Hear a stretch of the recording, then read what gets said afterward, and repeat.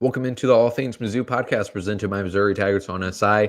Mizzou football looks to round out its season with a win, sitting at 8-3 on the season, taking on Arkansas this weekend for a senior day to round out the regular season. On the Mizzou basketball, again, 5 straight wins on the year now, taking off Lindenwood on Wednesday night before their matchup with California in the ACC Challenge on December 3rd. I'm Joey Vins. I'm one of your reporters here at MissouriOnSI, joined by Michael Stamps. Michael, looking forward to rivalry week here, where Mizzou has their prescribed rival against Arkansas, huh? Yeah, I mean, it should be an interesting one. I didn't get the opportunity to watch, full disclosure, I did not get the opportunity to watch the Mississippi State game live. I went back and watched it later, but obviously saw some good stuff there. Promising in general, maybe a little too late situation. I know there's still 2 games left in the season, so maybe they can channel that energy to beat their so-called rival here on Saturday, and then whoever that is in a couple weeks in their bowl game. But yeah, a lot of positives football wise. Just have to make sure that carries over. And then, yeah, most important non-conference stretch for Missouri basketball now. California, KU, and then a couple games later, Illinois. So that's a pretty. Obviously there are teams, with more challenging stretches. There's a whole bunch of fun tournaments and stuff going on right now that have been fun to watch from a fan viewing standpoint. So definitely a lot more challenging stretches that other teams are going to have to face, but California's off to a decent start. Kansas is Kansas, and Illinois is Illinois. Illinois. Those are 2 really well coached teams, and I don't think there was any doubts Kansas was going to reload with talent and bring their guys back and work well in the transfer portal. But Illinois looks like they did a really good job with the portal as well, and 2 of their best players are internationally signed recruits. So obviously, we'll talk about that later, but that's going to be a fun matchup. Long story short, important stretch for Missouri basketball. We're gonna see where this team is really at. I don't think anybody expects them to beat Kansas or Illinois. That would be a nice, cherry on top for those, rivalries, if you want to call them that, or just resume building wins. But California would as well. I mean, you look back on a pretty negatively viewed season last year, where obviously they did not win a single conference game, but that team still beat Minnesota and Pittsburgh, both of which were on the road. Maybe Pittsburgh was. Right, I'm pretty sure both those games. Yeah, both those games were on the road. So that kind of gets swept under the rug a little bit. That Missouri beat 2 decent Power 5 programs on the road, and pretty interesting fashion. Those are both close games and involve some comebacks, but still good wins there. So good initial test in California coming up. Obviously, still have to take care of business against Lindenwood tomorrow afternoon, or today probably when you guys listen to this. So definitely some interesting stuff there, and important stretches of basketball and football for both of the teams. Yeah, and you're talking about Mizzou basketball and resume building wins. I mean, that loss against Memphis to open the year is looking a lot better after they upset UConn last night. And it's funny to imagine just how how much better that one would be looking, even, or how much better that game would be looking, even if they just hold on to that lead they had coming out at half. For the last 10 minutes of that first half, I mean, Mizzou looked far and away like the better team. So there's that, and obviously things will fluctuate throughout the season, but I think this whole non-conference schedule ahead of that game against Kansas, which is really the next measuring stick for this Mizzou team, like that, this whole part of the schedule is just colored by that loss to Memphis and the fact that they looked like, had the same exact issue of last year of not being able to put 2 halves together. And so all of these games where they're winning by, this is the first time they've won 3 straight games by 35 points or more in program history. And so obviously it's just difficult to tell how much of that is truly Mizzou's talent. But again, we're getting to the part of the season where we'll actually get a good measuring stick for this team. And turning things over to football, and we'll hit on basketball a little bit here. But with football, like I said, playing Arkansas this week, senior day. So last game at home, last regular season game, for a number of guys who have really reshaped this program. Brady Cook and Luther Burden at the top of that list, and even the uncertainty of the bowl game. Luther Burden will certainly have a decision to make of whether or not he wants to play in that bowl game as a top end first round prospect for the NFL draft. And then over this next month, we'll kind of see the names that fall, and that we'll talk about that a little bit too, of just what an early look at Mizzou's offseason checklist is going to be.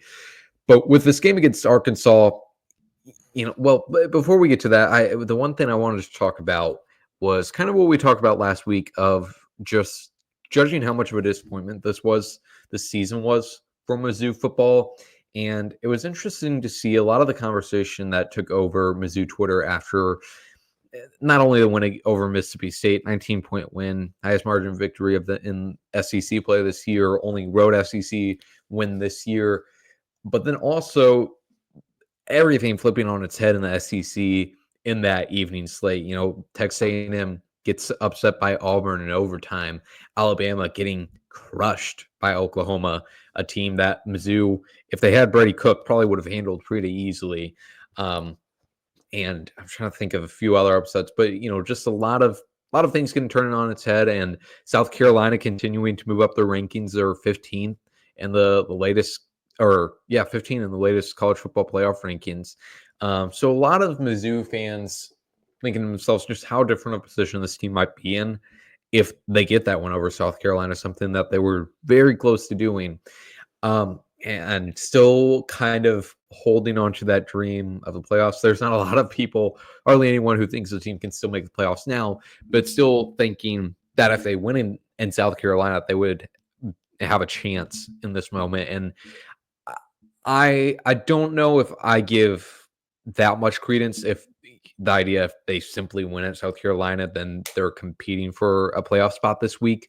The one thing I do think is interesting to think about, though, is if they have Brady Cook healthy against Alabama. Not only because once Drew Pine goes in that game, everything spirals downhill, but also just for the fact of even on those first few drives where the Mizzou offense couldn't get anything going, it was a lot of just Brady Cook not being able to roll out of the pocket and Alabama being able to send out all-out pressures. So, if Brady is healthy for that one, might be looking at a different game there, because Alabama offense certainly had a slow start to that one. But with the situation being just the difference being the South Carolina game, I don't know if I agree with that one too much. And it's interesting to think about, just how different this season would be viewed if they get it, though. 10-2 season is very good season. There's not, the lowest team, or the few teams in the SEC with 2 losses, the lowest ranked out of those teams is number 8 in the CFP ranking. So interesting to think about that. But at the end of the day, I don't think you should, spend too much time thinking of just the matter of 4 points that Mizzou lost to South Carolina by, because ultimately this team didn't play well enough when they needed to be a playoff worthy team. That they simply weren't good enough, and I think that's a little bit difficult to swallow, and I think it definitely became that when, again, so many upsets in the SEC this week. But then also to see them against Mississippi State really show what this team should have been all season long. Theo Weiss and Luther Burden just making incredible plays. I don't even have Mookie Cooper out there. And then Nate Noel and Marcus Carroll really taking over in the second half. The defense generating turnovers. So I absolutely get why some of that disappointment was continue to be amplified this week. Michael, do you give much credence or spend much time thinking about what this season could have been for Mizzou? In more ways than one, yeah. I think I said this after the South Carolina game when we did our instant analysis. A lot went right for this Missouri team. There was multiple times in a lot of these close games where the ball rolled the right way, or a lot of other teams shooting themselves in the foot with penalties and stuff. Vanderbilt misses that field goal. Jackson Arnold fumbles in the late stages of that game. I'm not, and I'm not attributing anything to luck or anything like that. You look at last week when Alabama loses to Oklahoma, A&M loses to Auburn, and it was Ole Miss who loses to Florida. Um, all three teams that if Missouri was a two-loss team and looking to jump ahead into the college football playoff rankings, that's everything that they possibly needed to happen. And another point that I made after South Carolina is that you can only win so many close games and that fashion and only have so many things go right for you. Um, it's unfair to expect everything to go right for you in a season. And obviously, this team faced adversity, but not everything went right, and they had a lot go right for them. So the flip side of Missouri winning a lot of these close games in wild, unpredictable, crazy fashion when they were clutched down the stretch and gritted out these wins is that they could have lost those games, and three losses or three wins against Auburn, Oklahoma, and Vanderbilt. Maybe I'm missing one, but those three could have ended as losses, and you're a 5-loss team, and the outlook on the season is miserable. So a lot of what ifs, and obviously we're at where we're at. We are at where we are at right now, and no more hypotheticals because it's all done. But I mean, yeah, this could have been a playoff. You're looking at maybe a higher chance at a playoff now if you beat South Carolina, because would have been a resume building win. There's no doubt about that. That would have been a excellent, another close gritted out win on the road. And obviously you lose that one, but I think we talked about this, that week too, that was arguably the best they'd looked all season. So there are definitely positives to draw from it, and would have been a resume booster and would have been hard to not move them up. And especially this week, if hypothetically all these teams lose and Missouri still goes and blows out Mississippi State on the road, you're looking at, the third place team, I believe, in the SEC, assuming all this craziness happened. So yeah, what if, right? That would have been amazing, but it didn't. So maybe you look back and kick yourself for losing that South Carolina game. In hindsight, it sucks, and there's things that were left out on the field that I'm sure players and a lot of guys probably would have wished they would have done better. But it's done now. You have 2 more football games left to go add 2 more wins. I guess it's unfortunate, but main point being, not everything can go right every single game. So it is what it is, I guess. That's a really good point you made there of just the fact that this team, as much as they easily could be a 9-win, 2-loss team heading into the final week of the season, it could also very well be a team that whatever. So I like 7-5 or 6-5, something like that, and that's something that could really be a disruptor to your momentum. Especially there's a lot of recruits there for that Vanderbilt game. A real disruptor to the momentum, and maybe the season for Mizzou, it wasn't the continued rocket ship they were on after 2023. If they even earn a spot in the college football playoff, I mean, just the momentum, they would just continue to multiply. But again, you're going to be you got to take care of business against Arkansas, but potential be a 9-10 win team with a bowl game is not something to snuff at all. On to our next point with this football team. There's the news broke. 2 pieces of news that broke today. First off, that wide receiver Mookie Cooper underwent surgery today. So very unfortunate for him to have to miss these last 5 games of his senior year, especially for a guy who, I mean, he's certainly made big plays throughout his career, but has been sort of a lunch pail guy, is what Mike McCarthy would call him. A little bit more stardom, just playing the wide receiver position. Again, made some big plays. His last catch of his collegiate career going to be that 78-yard catch against Auburn, but unfortunate for him to not get his moment in this final stretch here. And then second point of news with Connor Tollison, per Pete Thamel, telling the team that he's going to return this year. Now, as many others pointed out, Eli Drinkwitz did kind of allude to that a few weeks ago at his press conference, saying our plan is to have Connor back. I think another big part of Drinkwitz's quote from a few weeks ago, too, is the fact that he said we know we're going to have him back about next season, and maybe I'm just reading too much in between the lines. But with a knee injury that requires what I'm assuming required surgery, we never got real confirmation on that. If it's a ACL, those things can keep you out for 12 months. or longer. And the fact that Connor's knee injury was suffered in early November could certainly be a concern. So that's definitely something to monitor all throughout. I mean, if he's out there for spring practices, that will give us a pretty good indication of where he's at, the severity of the injury. I wouldn't be surprised though if they don't have him at the start of fall camp or even into non-con play next season. But the fact that they have him back is a really big thing for this team, and I think Connor Charleston has been a cool player to watch grow over these past few years. You know, his first year as a starter, kind of having some inconsistent play, definitely having some snapping issues, and the snapping issues carried into 2023. But you definitely saw him improve his play quite a bit in 2023, and then same thing into this year. So it's going to be great for Mizzou to have him back, and it just got me thinking today of a look ahead to next year's team, because you know it's kind of been the conversation we've all been having as reporters at practice of just what is this team going to look like next year, because there's a lot of moving pieces. You're losing your starting quarterback, you're losing your star wide receiver, not only your leading receiver, I guess Theo leads the team in receiving yards, but you know your big playmaker. And I also just the face of your program, basically. You know, Brady Cook, probably Mizzou fans is more popular with, but Luther Burden is your national star, the one that's getting put in commercials. You're losing two of your leading rushers. You're losing your blindside protector, possibly losing Armand Nimbu, your right tackle. Seems like he could be a very sought after NFL draft prospect. Um, Defensively, losing a great inside linebacker and Corey Flagg.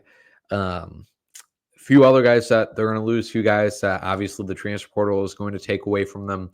So, I mean, Mike, what stands out to you on this team as far as what they'll need to replace for sure next year? I mean, not necessarily a replacement, but I don't know what Eli Drinkwitz and company need to do to get Armand Membu to stay and come back and play right tackle for another season. But I feel like he's really, really, really helped his draft stock this season. He's been one of the best offensive tackles in the country, especially on that right side, and probably is getting first, second round looks right now. I'd imagine. Obviously, he has to test well, all that stuff, but I would imagine he has a pretty high draft stock right now. Comes down to the question there. I mean, do you want to go when your draft stock's the highest, or how much you want to come back to college? NIL money, obviously, a whole bunch of things to play there, but that would be one that I would imagine is at the top of their priority list as far as player retention. And I honestly and admittedly don't know too much who technically has one more year and who doesn't, or if most of the guys that are going to walk on senior day on Saturday are gone for good. But I look into the secondary. Joseph Charleston, Sidney Williams, I believe, are both gone for good. Joey, tell me if I'm wrong, but I believe those are guys who should be out of eligibility. Um, Corey Sydney Flagg, has one more year, Sidney has one more year. Okay. and But I but believe, this is it for Charleston. okay. So those two, I believe, are still walking on senior day, but Sidney, I guess, has one more year, gives them the option. Um, Corey Flagg, I believe, is out of eligibility, or maybe has one more year, but he's going to walk on senior day. You have some massive defensive holes to fill, and they're not going to be the flashiest position. Christian Williams, one you can't forget. Johnny Walker. I mean, there's been a consistent trend of Missouri having solid defensive linemen or pass rushers and edge rushers year after year after year, and obviously there's some developmental stuff there. You have Jalen Brown, obviously Williams Winery. There's going to be some guys who can fill into those roles, Ja'Kai Lang, but you could look into the transfer portal for that position. I'm sure we're going to talk more about offseason stuff a little later down the road when that becomes more prevalent, probably between Arkansas and the bowl game. But I'd imagine another tackle machine inside linebacker like Corey Flagg will be a high priority, and probably something in the secondary as well. But yeah, I mean, left tackle Marcus Bryant is going to be a big one. Then obviously the pair of running backs, quarterback. You're going to lose three receivers. Probably, yeah, maybe more. But you're for sure losing Mookie Cooper, Luther Bird, and Theo Weiss, which that's not the easiest talent to replace. And obviously, they have guys in house who are plenty talented. Not saying they aren't, but a guy with some experience, or maybe even two, um, definitely not going to hurt as well. All the questions are going to be on the quarterback spot, though, and who knows what Eli Drinkwitz's thought process is right now. If he's even thought about it yet, if that's something that they're considering. I mean, I don't know if they know who's going to hit the portal or not. That stuff's going to start raining down on all of us here in a couple of weeks, which is honestly exciting. I think that's something you can hit on too. Is the at this point with where we're at with the transfer portal, and even Joey and I were talking about this before, right? With how recruits flip and things like that before signing day. There's so much excitement now about roster rebuilding and roster retooling every offseason, or even now before the offseason starts. So, I mean, a few high name, high or big name guys have already entered the portal. I mean, not saying Missouri's gonna have anything to do with Thomas Castellanos, but good example. He already entered the transfer portal. So did that Alabama linebacker Keanu Cott or Coat, however you say his name. So big name players are already entering the portal. I'm sure the guys who enter this year are going to be even crazier than last year, and the amount of money they're going to make is even crazier. So the roster retooling and rebuilding and reloading at certain positions, that whole process is so much more exciting than it ever used to be. So I don't expect fans not to miss Brady Cook and Luther Burden and Theo Weiss and all these players that made these last 2 years of football what they were. But there should be a sense of excitement, right, with who's going to play, and maybe a sense of curiosity too with who's going to play quarterback next year, and do they stay in house with running back and receiver, or do they go add a veteran or two, or is it another blend? So many unanswered questions, and in my opinion, and it's not just with Missouri football, it's across the country. This roster rebuilding process and reloading at certain possessions is really a whole lot of fun. So that hasn't even begun yet, which is crazy to me, and it's going to be upon us here really in a couple of weeks whenever the transfer portal window opens. So going to be some fun stuff there, but there are definitely key positions Missouri needs to look into: secondary, linebacker. List goes on and on. Yeah, it's going to be interesting to read between the lines, I think, to see what Missouri's moves that they do make and then what they do not make. What the latter tell us about how they feel about the current players on the roster, because I think on the outside it's easy to look at, okay, who are they losing, what positions are they losing key contributors, and then obviously there's some where they might really pursue a top end guy and aren't able to get him, but there's probably going to be some cases where the outside perception of where they are at a position is worse than what the coaching staff knows. Coaching staff see these guys in practice every week. They have somewhat of an idea of the guys they're going to retain at this point, I would think. And obviously the transfer portal, you have to utilize it. I like most of the world disagree with Dabo Swinney. You have to utilize the transfer portal to win in the stage of college football. But you do have to still, high school recruiting is still really important, and also developing talent is not a lost art. Like we talked about last week, finding that balance of being able to get some really star elite players out of the transfer portal, but then also developing your talent. And you would think, like, for example, on the offensive line, Logan Reiger, we've talked about during fall camp, is a guy that we haven't seen on the field yet, but still you should have plenty of reasons to be optimistic about him. No reason to believe he's not going to turn into that lead offensive lineman that he was billed as a high school prospect. You got Williamson Winery with a year in a college program, which is going to be huge for him. Maybe you would expect by his sophomore year for him to be taking a jump, especially just like what you mentioned, Michael, of the talent they're going to be losing on that defensive line. So, yeah, I'm very excited. It's a hectic period. It's not as organized as the NFL exactly, but excited to see all of these teams, all the movement around college football. One more thing really quick. I think it's really funny, and I don't know about you, Joe, but I have people ask me all the time, like, oh, do you get a do you get a like an off period when you're covering football as a student? Because obviously, we go on Christmas break, and my initial reaction is like, oh yeah, bowl game, and then we're done. But no, the transfer portal starts like bam, right as we're looking into Christmas break. So no off period anymore, and it's a lot of fun. Like I said, it's almost like, I mean, it's not almost like it's basically a free agency period. And if you like NBA and NFL free agency, you're gonna love college football and college basketball free agency because there's so many more players and usually a lot more passion with these teams. So no off period for us, and it's a lot of fun because there's so many things change and day by day, and obviously the NIL aspect of things. But a lot of fun. I don't want to speak for you, but I very much look forward to it. Absolutely, yeah. The chaos is my favorite time of the year. And one part of that is early signing day coming up on December 4th here. So yeah, a lot going on for all programs across college football in these next few weeks. And then of course basketball is really about to get heated up. But looking ahead to this Arkansas matchup, snow in the forecast, although it looks like it's only going to be in the early afternoon, if anything. But no matter what, it is going to be a cold game. The high in Columbia is in the low 30s. Coldest Mizzou is going to play in, and colder than any game last year.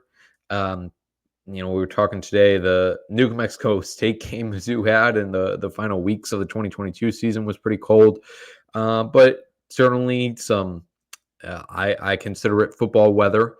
So I'm looking forward to it, and we'll be interested. I wouldn't be surprised if we see a heavy dose of Nate Noel and Marcus Carroll again, just with the weather conditions. And looking at this Arkansas team, I'm going to pronounce their quarterback's name the right way, so Arkansas Twitter does not get mad at me like they did at Eli Drinkwitz. But Talon Green, do I have that right? Not. I don't want to get in trouble either, but let's go with Talon. Talon sounds all right. I believe that's the right way. Yes. So Eli went with Talon, like Talon Chandler, the offensive lineman Mizzou has, but it's spelled like Talon Green. Again, just let's roll with that. Like we've been saying all season long for Mizzou, facing offense against a mobile quarterback.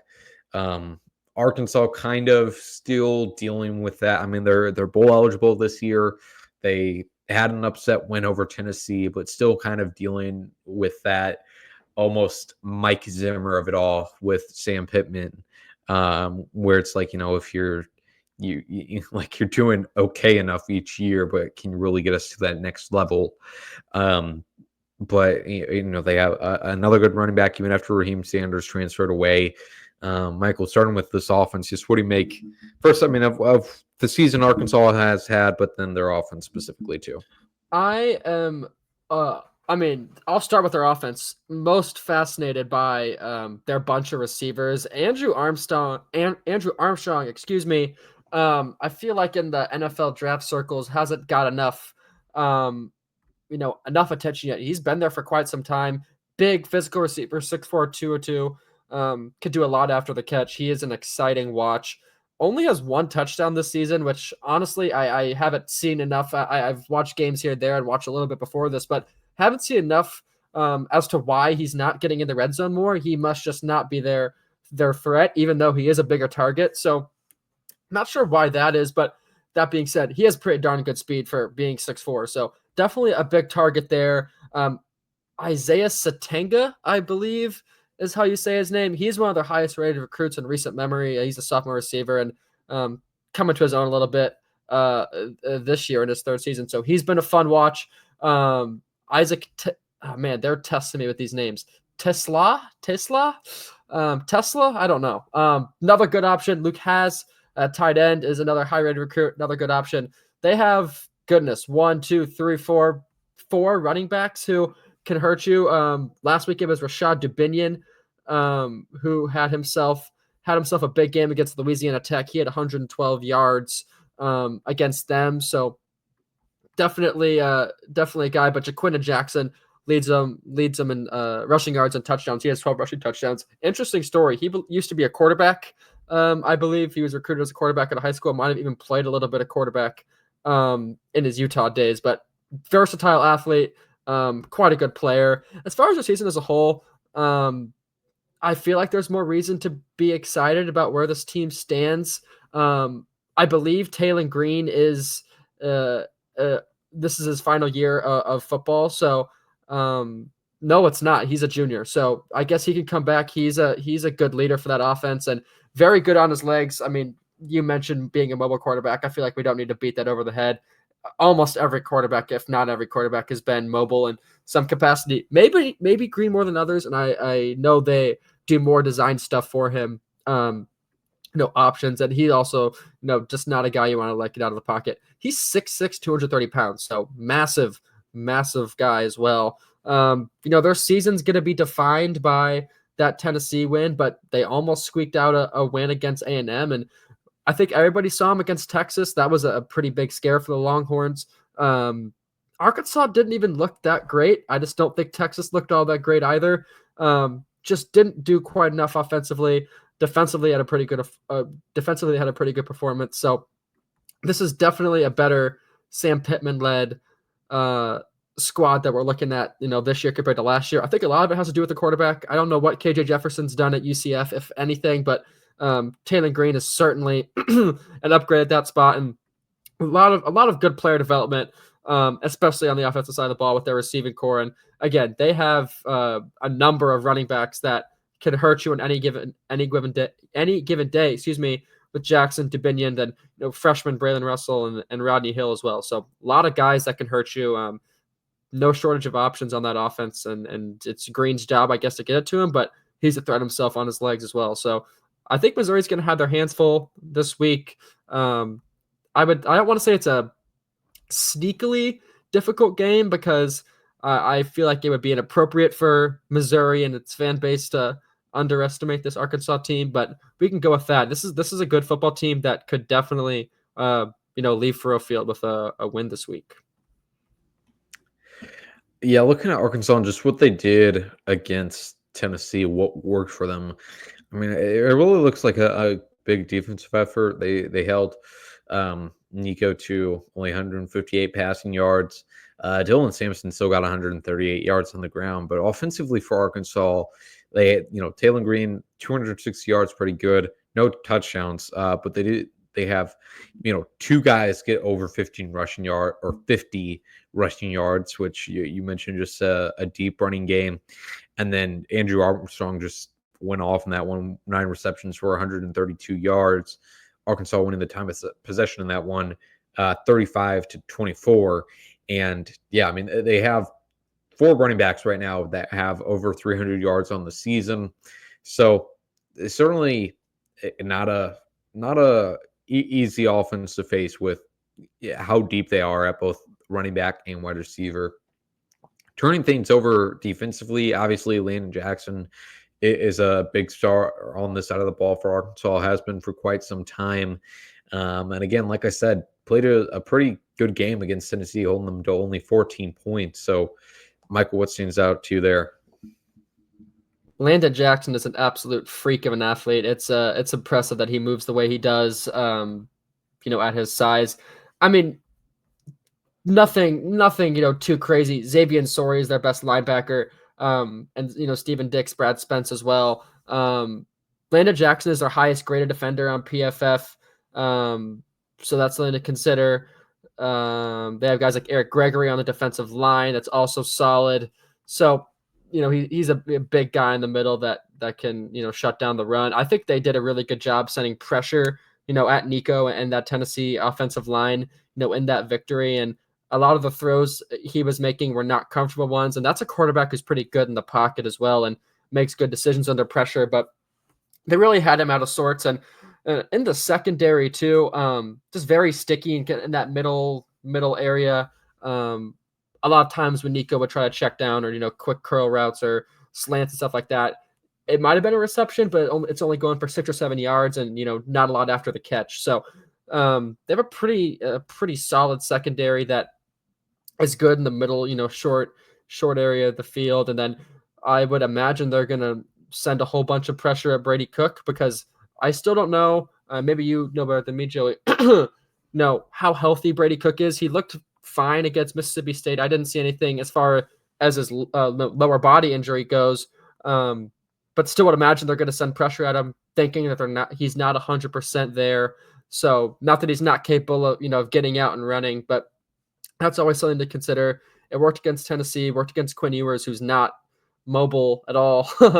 So I would imagine that's going to be a game plan, is just, send the house a little bit and see if you can strike big with a big player there, a big play there, or make Brady Cook make a bad decision. It's difficult to evaluate Brady Cook over these last couple games because his wrist injury is clearly affecting him, and you can see that with his throwing motion, specifically on short and deep balls. But then, like, his or short and medium passes, but then his deep ball has looked better than it has at any point all season long. His ankle injury, it's hard to tell. I mean, watching him in practice Tuesday, I could definitely see where he was still being a little bit light on it. But it is a practice, so you're going to take as much precaution as you can. So yeah, difficult to say. And they definitely didn't run against Mississippi State. They didn't run as much of the PA rollout that they usually like to do out of the wide zone. And same thing in South Carolina, really. I mean, you go back and look at the games where they had Drew Pine in there, and it was a ton of rollout play action, for two reasons, because that's what they always do with wide zone, but then also just because of having a backup quarterback in there, that's a more simple play to make. But even with Brady Cook, when he was healthy, they ran that a lot, and that's, hasn't been as big of a factor in the past 2 weeks with Brady in, because presumably of that ankle injury. So still seems like both are bothering him, but it seems like, he played just fine against Mississippi State, played good against South Carolina. So, but I would certainly agree with you, though. If they can make Brady uncomfortable, that will help out of town, because Mississippi State really didn't do that too much successfully, even if they try to. So that'll wrap it up for this Arkansas game preview. Turning things back to Mizzou basketball, like I said, taking on Lindenwood and then California after a 6-day break. I mean, the newest developments with this team is that Caleb Grill is continuing to do really, really good. Made, was it 7 3-point shots against, I'm blanking on who they last played. Pine Bluff and Pacific. Arkansas Pine Bluff, yes. Yeah. Caleb Grill's still doing really good. Anthony Robinson having his first career double-double against Arkansas Pine Bluff. Again, Anthony Robinson's kind of been the story of the last few weeks of one of those guys that's just emerging, grabbing himself a role after a year of development. Michael, any big takeaways from this last stretch of basketball here? Yeah, I'm really intrigued by Ant Robinson. I think last year, you can look at Sean East and Nick Honor as that team's point guards, but Sean East's role was so much bigger than being a point guard. That team could not score the ball, so it was Sean East's job to do so, and he did a great job of it, but he never really got to play that. I mean, he did play that facilitator, playmaker, point guard role, but it wasn't his main duty. I mean, he was being asked to score the ball as much as he could. So Ant Robinson, I mean, you can really see him stepping in to that true point guard role. And obviously, 11 points, 11 rebounds is impressive on itself, but he had 7 assists in that game. And we still turned the ball over, maybe a little too much, but only 1 turnover a game. So he had 3 against Pine Bluff, but not anything crazy there. So it's been interesting and honestly fun to see him kind of step into that true point guard role. And, Tony Perkins has obviously had some injury issues to start this season. And frankly, it's going to be interesting to see what Coach Gates does with Tony Perkins, because Ant Robinson is, I mean, it's not my role to say this, but it seems like he may have earned himself that starting point guard spot. And, we don't know the severity of Tony Perkins' injury. It seemed like it was day-to-day, and it seemed like he was going to play against Arkansas Pine Bluff, but that wasn't the case. So maybe we'll see him tomorrow. Honestly, we don't really know much about that, but yeah, Ant Robinson's really, really, really stepped into that role. And then two of the biggest issues with this team, with last year's team, was rebounding the ball and getting to the free throw line. I mean, Missouri got to the free throw line 41 attempts last night for the free throw line, which is a pretty darn good number, even if it is a team you're beating by nearly 40 points. So that's an impressive stat. I mean, they're shooting 71% from the line, which I feel like it's hard to complain about that.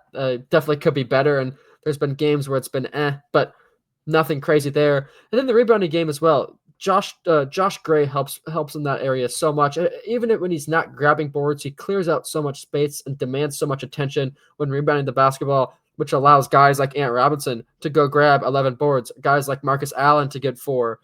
Josh Gray finishes with 4, Mitchell with 5, Aiden Shaw with 5. So Caleb Grill with 3. He can rebound the ball as well. So rebounding looks improved, which is, I feel like, a major gripe about this team last year. And then the free throw line. Dennis Gates was always extremely vocal about his team's inability to get to the free throw line. And I think that maybe boiled over last year into issues with officiating, but maybe it was just they couldn't get to the free throw line because they could do it this year. And it's been a truly game changing thing. I mean, we're 186 free throw attempts. I don't know my math, but that's probably somewhere around 25, 30 free throw attempts a game, I'd imagine.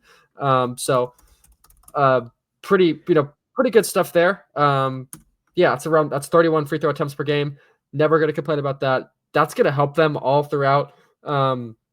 Against California, Kansas, and Illinois, and into the SEC play, when shots start falling. I mean, this isn't the best 3-point shooting. I mean, 36.9% is fine, but only 28% against Arkansas Pine Bluff. So, but shots aren't falling, you can rely on getting to the free throw line, and that's always a nice, a nice added bonus. I watched a lot of college basketball these last 2 days. Primarily that game between Memphis and UConn last night, and nothing to do with the two teams, just a general observation.